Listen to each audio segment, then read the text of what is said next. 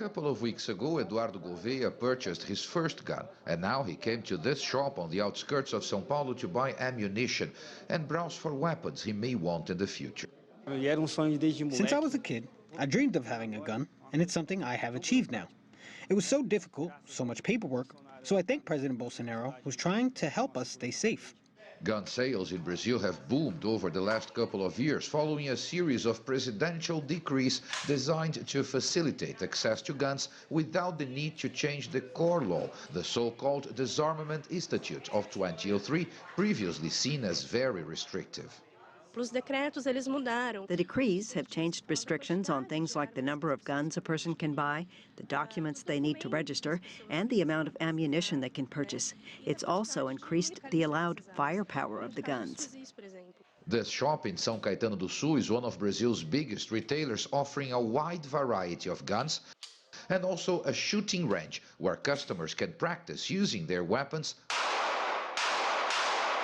or take lessons. Em Israel é uma pistola 9mm, a gente vai experimentar ela. The shop owner, who's been in business for nearly 3 decades, says regulations remain restrictive, with a lengthy process involving different licenses and registrations to buy a gun. The market is heated not only because of the presidential decrees, but because people are claiming their freedom and their right to self-defense. Shooting for sport has also been growing, with many families now participating. There are about 600,000 registered shooters in Brazil.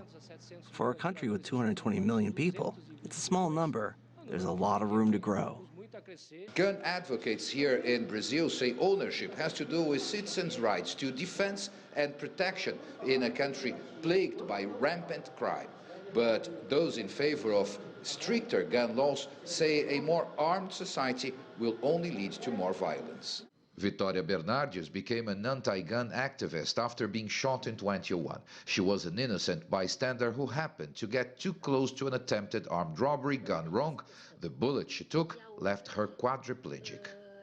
It's difficult to think that individual rights can triumph over collective rights. I didn't choose to have a gun. My family didn't choose to have a gun. Despite this, I was the victim of someone who legally obtained a weapon which at some point was diverted to illegal use and ended up in the hands of the teenager who shot me.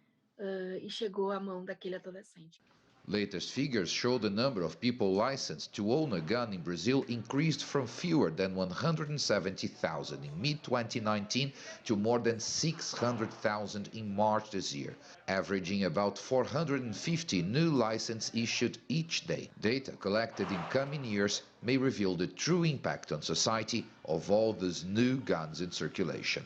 Paulo Cabral, CGTN, São Caetano do Sul, Brazil.